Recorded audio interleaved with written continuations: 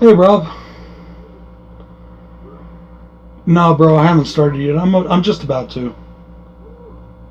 Yeah, I'm sorry, dude. You know I'm gonna talk mad shit about you. Dude, come on. You had it coming. I mean, really, come on, bro. Look what you did to this franchise. You had it coming. Fine. No, I'm sorry, Rob. I can't leave her out of it. I can't. I'm sorry, I can't. Your wife sucks. I can't leave her out of this. No, dude, I don't need to know what you do in your bedroom. I really don't. I don't need to know which one of you sucks. Trust me, I don't need to know. Dude, I gotta do the review, alright? Look, bro, don't worry. The 2018 movie is out. I know it's killing your movie's grosses. But don't worry, bro. You still got a great career ahead of you. You just need to get some help with writing that dialogue, bro. I'm telling you. And don't worry, man. You always have the Devil's Rejects franchise to fall back on. Devil's Rejects is a masterpiece, dude. One of the best horror films ever made, in my opinion. You know how I feel about it. You know I got nothing but love for you, but I still hate what you did to this franchise, man. I've been telling you for years it's my favorite franchise, and you had to go and do that to me. Really? Alright, bro. I'll try to be nice, okay? No promises, though, alright? We're still good, though? Homies to the end? Alright, Rob. I'll talk to you later, bro. Peace. Sorry about that, guys. Little, business there. No worries. What's going on, everybody? This is BroncoJuggalo, and I am here today to talk about the 2007 Halloween by Rob Zombie. Too bad it's total shit.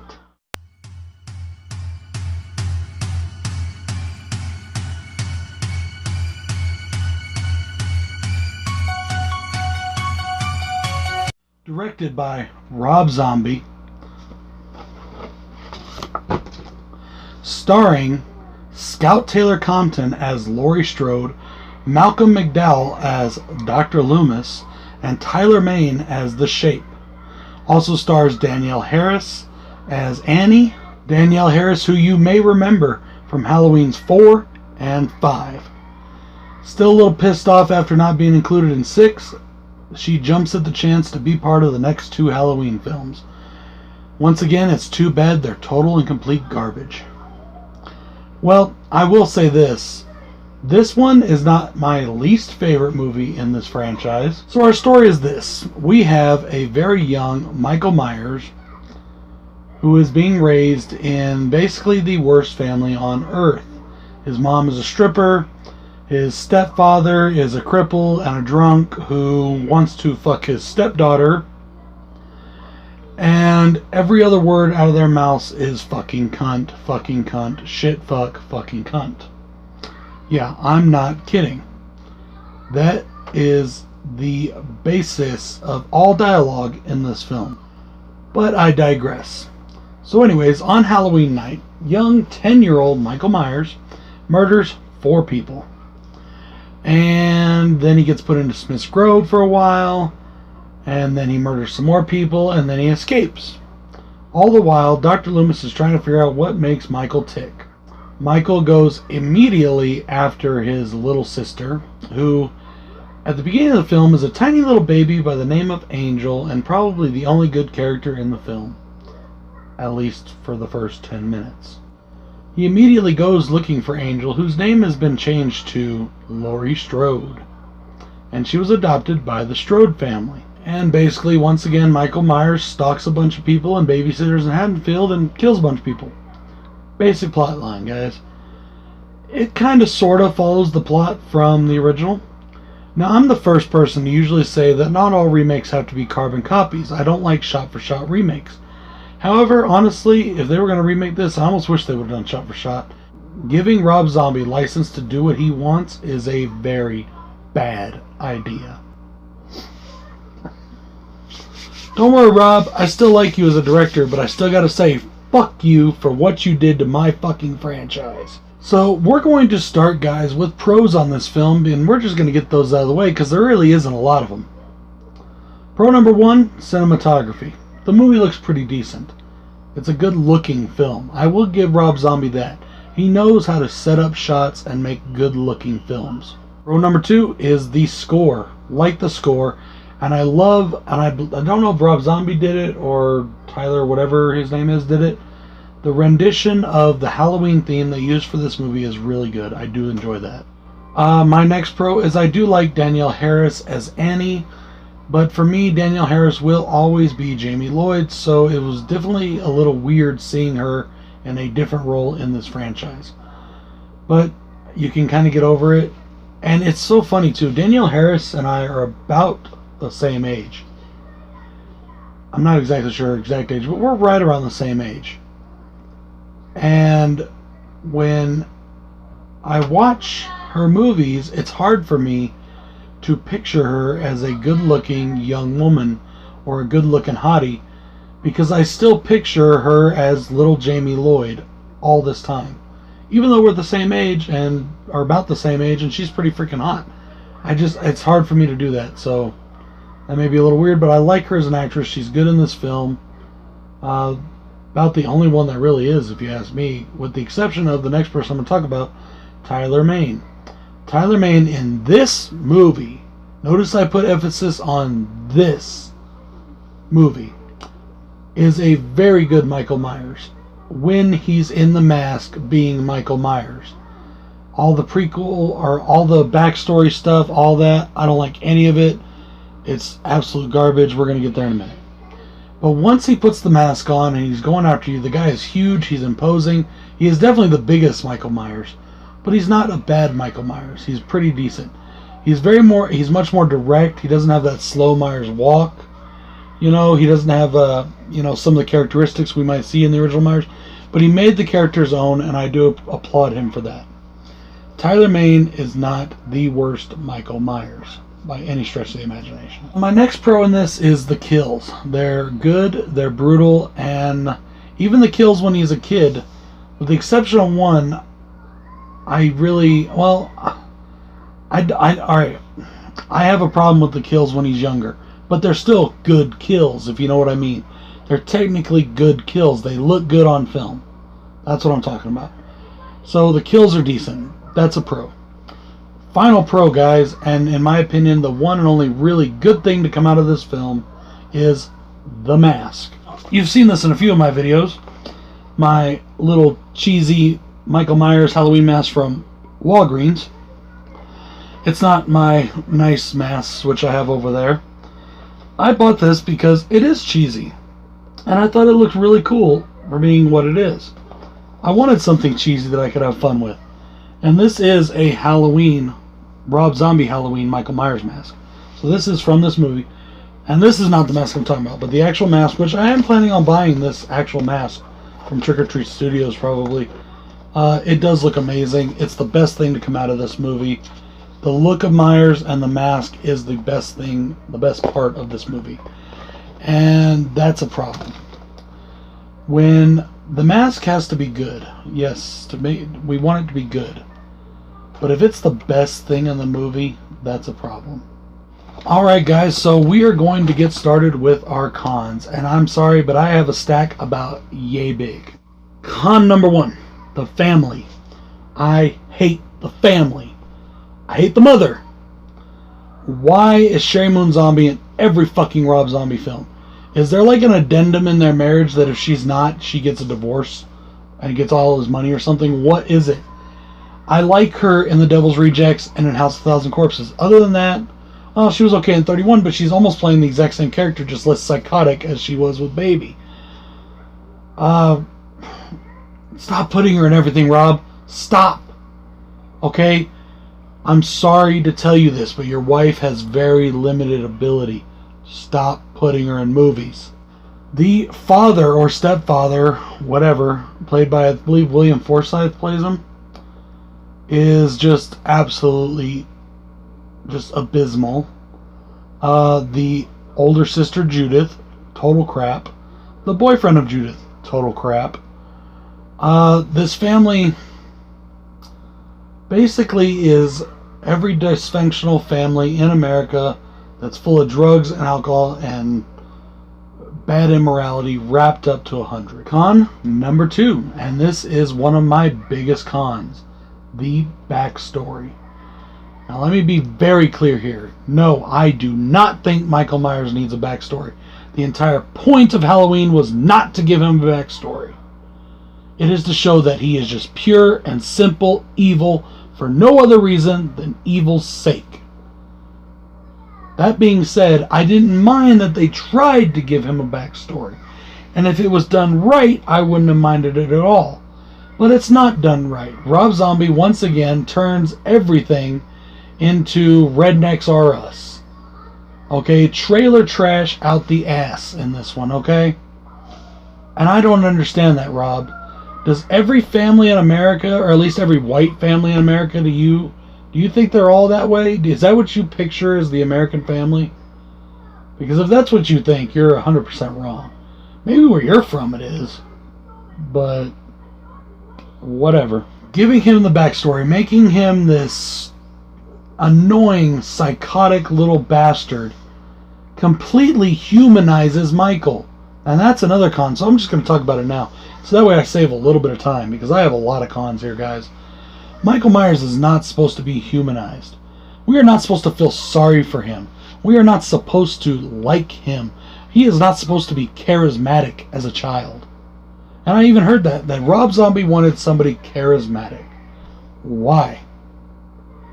This is a kid who's supposed to snap for no reason, just be a normal, everyday kid. And whatever reason, whatever it is, he just decides to kill one night. That is all. My next con is Daeg Faerch. I believe that's how you pronounce his name. And that's the little kid that played Michael. God, is this fucking kid annoying. You guys could have picked a decent actor at least. I mean, this kid is just crap. When he's in the blood trying to clean the blade, you know, the little Swiss Army knife he's got, of the blood of the animal he just killed, and he's screaming, "I can't hear you!" And I'm like, oh my God, really? Really? It's terrible. When he tells the principal or teacher or whatever, "Fuck you." And then the principal's like, "Excuse me?" And he's like, "I said, fuck you." God, worst fucking delivery ever. Did I mention the dialogue? Big con. Once again, Rob Zombie throws his own dialogue in there. I've heard this said numerous times and I agree. Rob can write a story. Rob cannot write dialogue. Hire somebody else to write your dialogue, bro, because not everybody sounds like that. Even the bullies in this, talking about pumping cum out of the sister's stomach, I'm sorry, I cussed a lot in school. I mean, a lot. And I don't remember any of those kind of words ever coming out of my mouth. You know, I mean, there's still a line, Rob, and crossing that line, you may think is edgy, but it just comes off as completely retarded. Now this is where things get interesting, because this particular con has about 6 sub-cons below it. And that is basically the entire first half of this movie, all the way up to Michael's escape from Smith's Grove. The first one I already mentioned, and that's Sherry Moon. She's terrible in this film. The second one is a lot has to do with young Michael and the plot and storylines therein. Okay, on the night of Halloween when he kills everybody, I've got a few issues there. Issue number 1. Michael having the mask as a kid and how he gets the mask originally is stupid. And he looks ridiculous in it. It doesn't look good. It doesn't look imposing or scary. It makes it look retarded. It makes me take this movie way less serious than I should. He should not have gotten that mask till he was older. Period. As much as I love the mask in this film, he should not have gotten it till he was older. With the boyfriend wearing it, and I swear it seems like Rob was just like, okay, let's everybody just wear the Myers mask so that we all feel like Michael Myers for a minute, you know? I don't get it, whatever, but it looks stupid and it's a bad choice. Number 2. When he tapes Ronnie to the chair.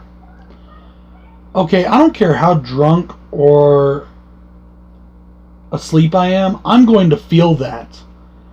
How did he not wake up to somebody taping him to the chair? Especially if I remember correctly, his mouth is open while he's sleeping, which means he's a mouth breather. So taping him to the chair should have woke him up right away.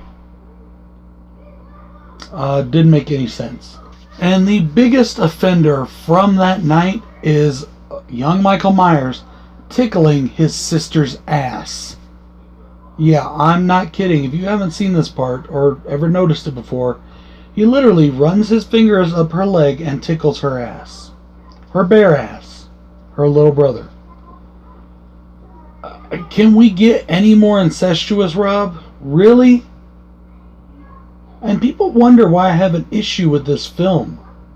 Okay, now we're going to skip forward just a little bit and we're going to get into the scenes in the Smiths Grove Sanitarium.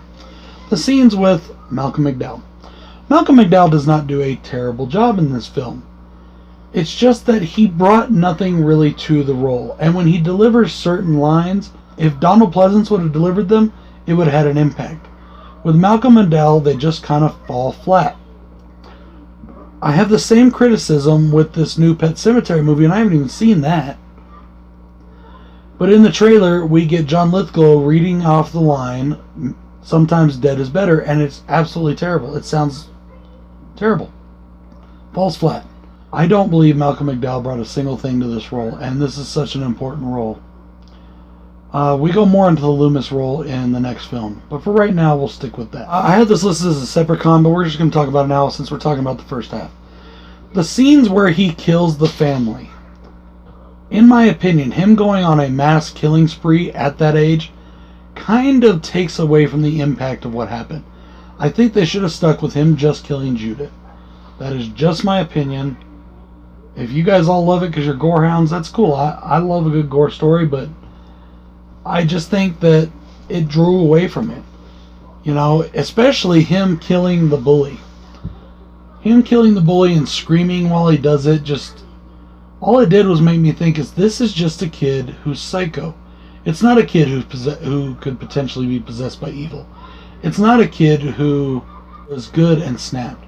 This little bastard is a whining, crying, mama's boy little pussy who is completely mentally unhinged because he grew up in this shit environment. And that is what they turned Michael into. They turned Michael into the biggest whining, crying mama's boy, even as an adult, which we're going to get into even more in the next film.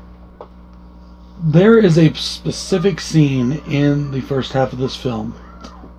Michael's mother has come to visit him at the Smiths Grove.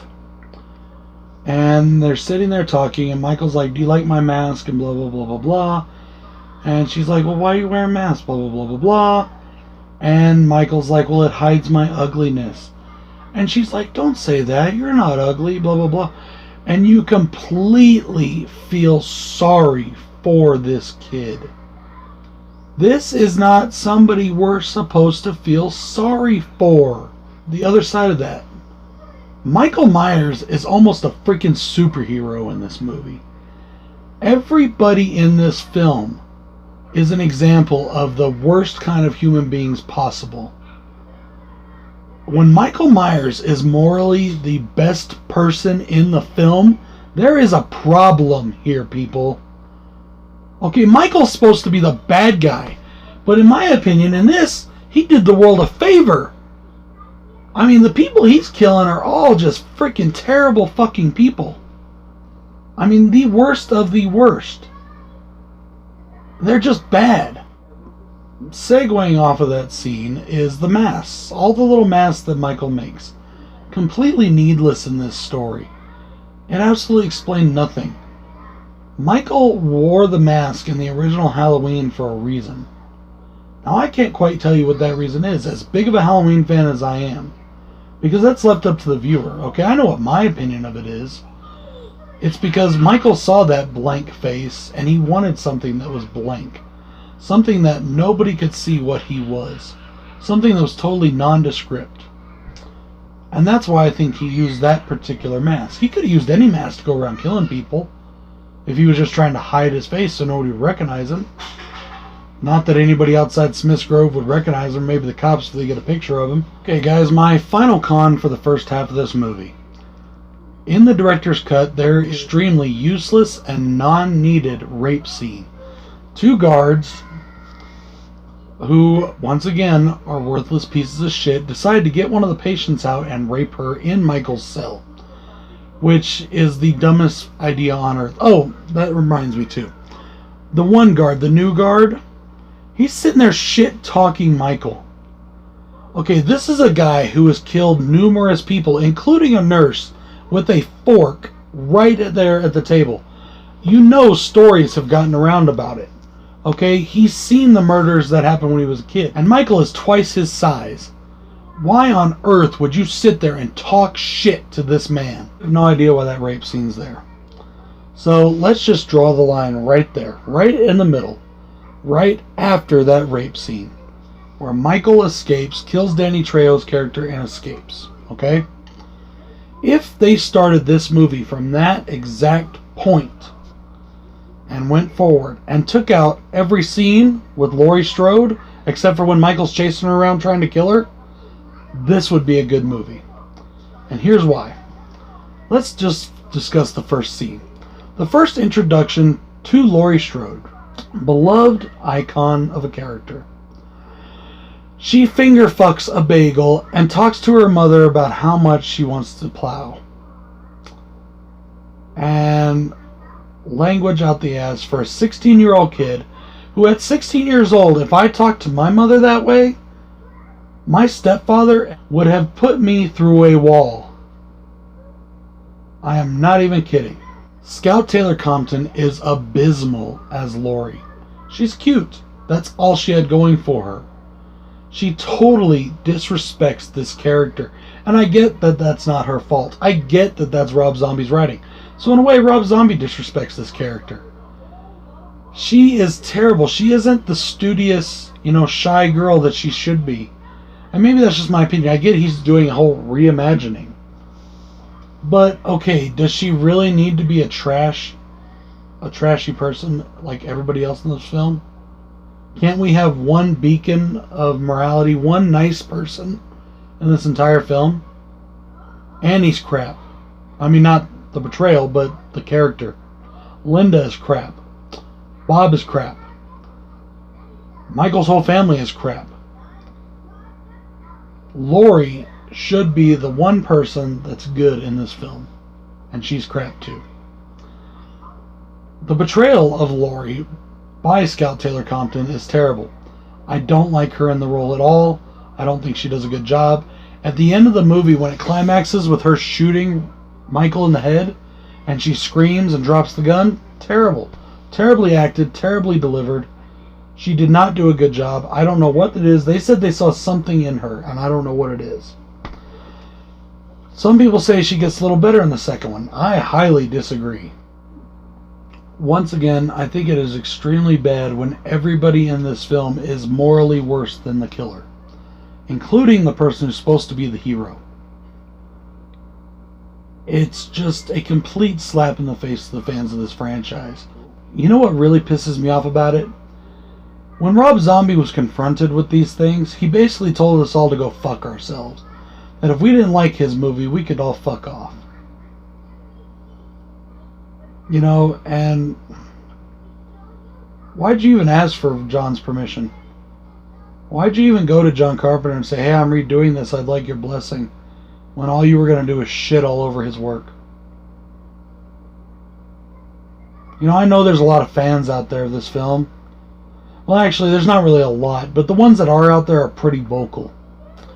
I've also noticed that the people that are talking shit about the new 2018 film, not all of them, but I'd say about 90% of the ones I've noticed, are all big fans of Rob Zombie's Halloween 1 and 2. I find that to be very funny, because it kind of just shows me that they're pissed off that that movie is doing so much better and gave us a movie that Rob couldn't have delivered in a million years. And they all know it, and they're pissed off as hell that we're right. A big con I have in this is he did not kill Annie. He didn't kill Annie. It makes no sense. Michael does not torture people just to torture them. He doesn't just slice and cut on them and let them live. Michael just flat out kills people. That's what he does. He plays with his victims a little bit. The ghost thing, stuff like that.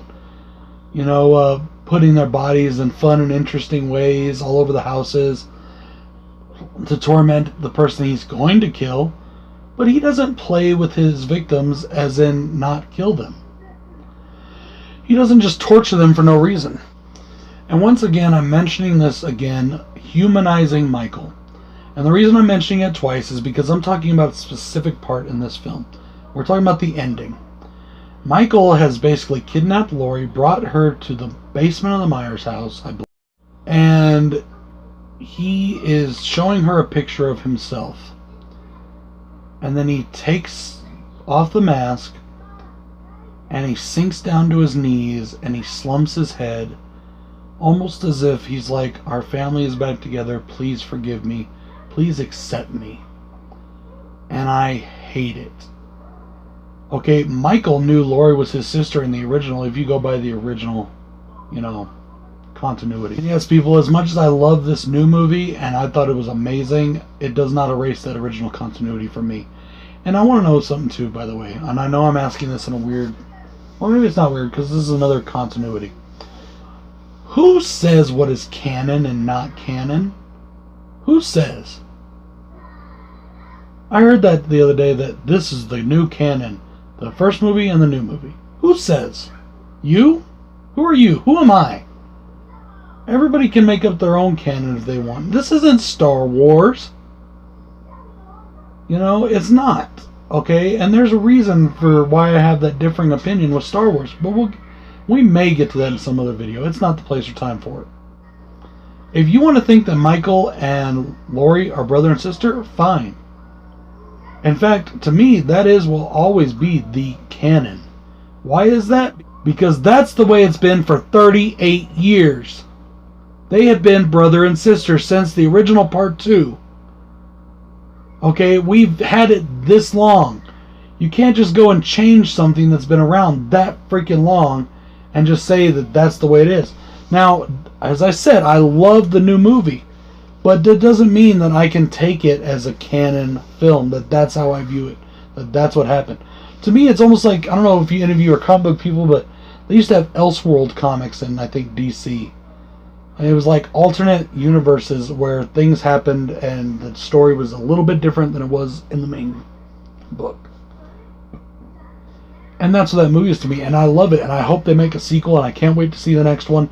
Because it's a great film, and the best thing about it is Michael is back and better than ever. But who is to say what is canon? As I said, there are fans of this particular installment and the next installment out there. Fans that love them. Fans that die hard defend them. They're wrong, but they do. I'm just playing. Kinda. A little bit. I think you're wrong. But that's my opinion, and I'm allowed to have that opinion. You're allowed to think I'm wrong. You're allowed to tell me I'm full of shit. Hell, you're even allowed to put a thumbs down and not tell me like a pussy. But hey, to each their own, right? That's all I ever hear. To each their own? Whatever. Somebody's got to be wrong. I guess. Maybe. Whatever. This, for some fans, could be the canon. This version right here. And that's fine. If that's what they want, that's their Halloween, more power to them. For me, it will always be 1 through H2O. And people say, oh, how can you do that when there's different... Watch my video explaining it, and it'll tell you. That's how I view the films. I will always view them that way. If you don't like it, tough shit. I don't have any power to change your view. You don't have any power to change my view.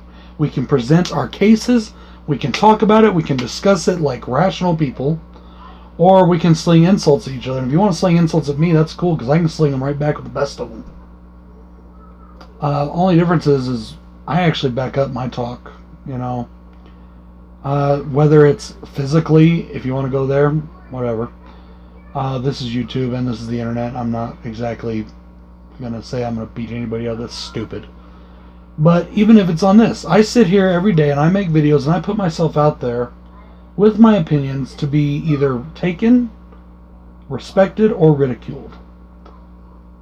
Most people that want to cuss and yell at me don't have the balls to do that. That's what I'd really like to see. Instead of giving me a thumbs down and not tell me why, hell, at least put it in the comments why. Then I can respect you a little bit. Better yet, make a video.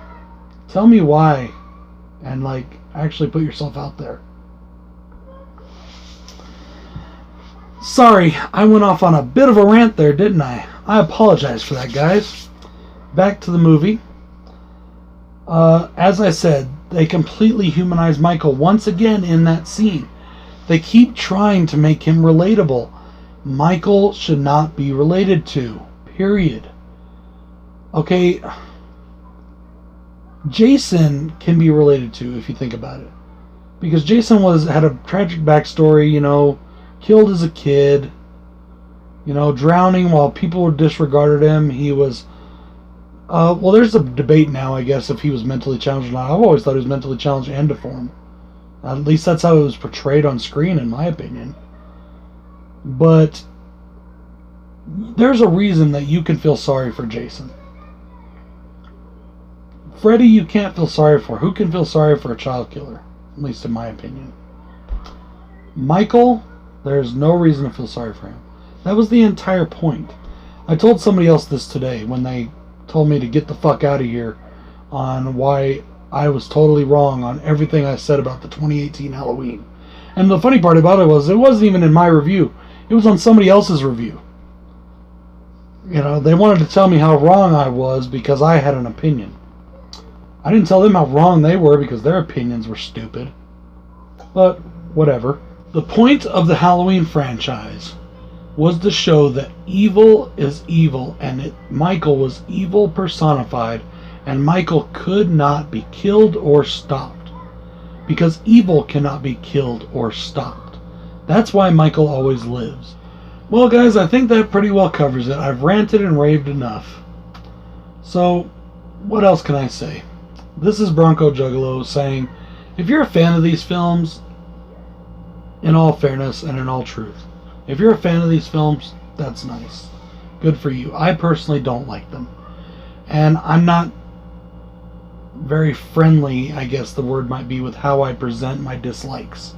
Now, if we're in a conversation, I'll be more than happy to sit down and talk to you about it like a person. Ask Eric. Hey, Internet Eric here. We disagree all the time. But we can talk about it and we can respect one another's opinion at the end of the day. Even though neither of us budge because we're both stubborn as hell. If you're like me and you hate the Halloween that Rob Zombie made, kudos to you. That's fine too. You can have that opinion as well. You don't have to be a jerk to those that do.